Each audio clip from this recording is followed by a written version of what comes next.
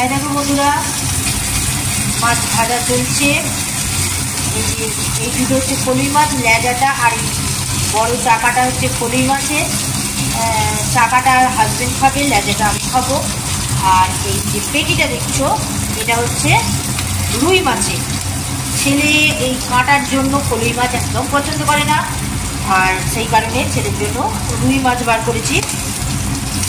তো অনেকক্ষণই বার করে রেখেছিলাম, যেহেতু ফ্রিজে ছিল, একদম বরফ হয়ে গিয়েছিল। সেই প্রায় বিকালবেলাই ধরতে পারো, 5টার সময় বার করে রেখেছিলাম। তো তারপরে নুন হলুদ মাখিয়ে রেখে দিয়েছিলাম। আর চলো আজকে কী কী দিয়ে ডিনার সারবো তোমাদের দেখিয়ে দিই।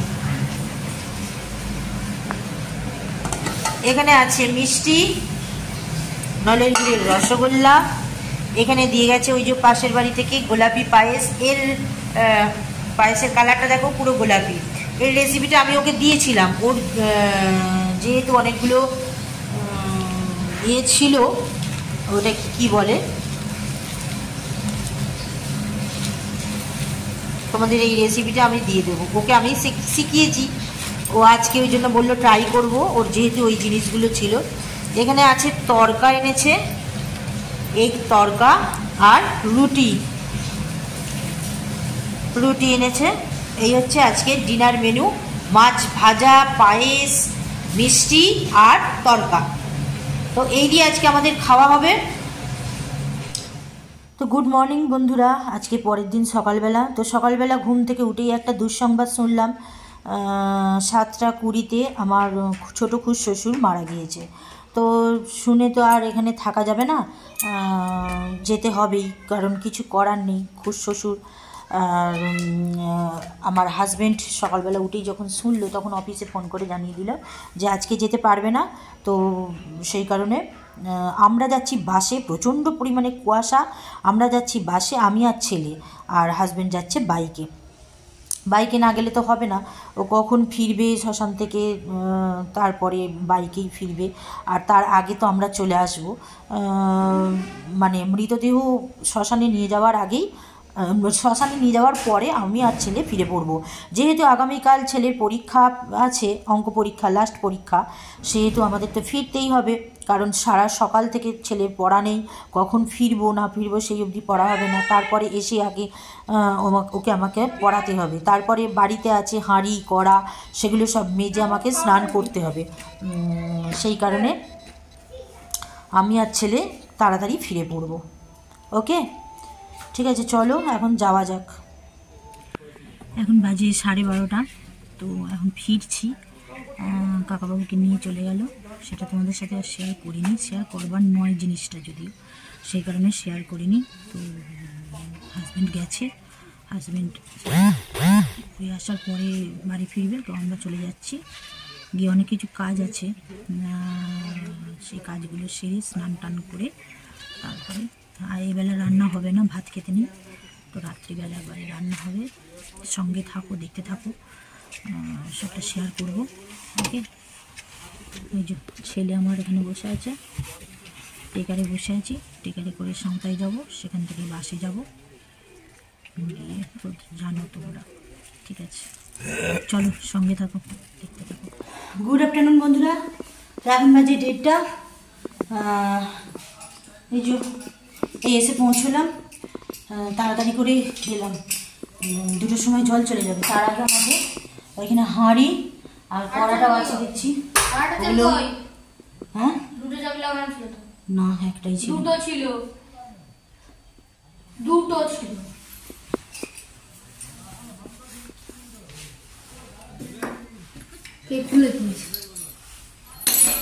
তো ওইগুলো মাজতে হবে, মেজে স্নান করতে হবে, কারণ হাঁড়ি না মেজে স্নান করা যাবে না।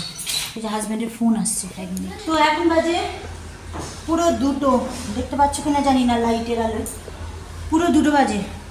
তো আমার বাসন মাজা কমপ্লিট হয়, দেখো ওইখানে মেজে সব রেখে দিয়েছি, সব কিছু মাজা হয়ে গেছে। গ্যাস পরিষ্কার কমপ্লিট, গ্যাসটাও একটু পরিষ্কার করে নিলাম, পরিষ্কারই ছিল যদিও, তবুও গলাতে যায় না, মরা অশৌচের জন্য আর একবার মুছে নিলাম, মুছে নিয়ে চাপা দিয়ে দিয়েছি। আর পাশের বাড়ি ঢালাই হচ্ছে, তো ঢালাইয়ের যারা ঢালাইয়ের মিস্ত্রি তারা এখানটা নোংরা করেছে। দেখুন, হ্যাঁ দেখুন, নোংরা করেছে। এসে তো মাথা গরম, জল চলে যাবে, সেই তাড়াতাড়ি বাসনটা মেজে নিলাম। সেই জন্য আমার নোংরা দেখেই মাথা গরম হয়ে গেছে। ওদের পায়ের কাদা আমাকে হাতে করে ধুতে হলো, পরিষ্কার করতে হলো। একদম কাদায় কাদা করেছে, আর রোদ পড়েছে, তাতে শুকনো খটখটে হয়ে গেছে, জল দিয়ে এমনি উঠলো না। সেই জন্য হাতে করে আবার রোগড়ে পরিষ্কার করতে হলো। করে গ্যাসটা পরিষ্কার করলাম। ছেলের জল ওখানে এসেই গিজারটা চালিয়ে দিয়েছিলাম। ছেলের জল রেডি করছি, স্নানের জল। ছেলে ছাদে খেলছে, হয়ে গেছে একটু ঠান্ডা জল মিশিয়ে, প্রচণ্ড গরম হয়ে গেছে।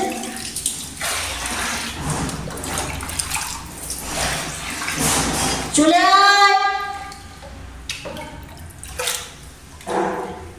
কই রে? স্নান করে যাও, জল রেডি করে দিয়ে দিচ্ছি, গামছা দিয়ে দিচ্ছি। চলে যাও, রাখ। এখন ব্যাট বল খেলার সময় নয়, 2:30 বাজে।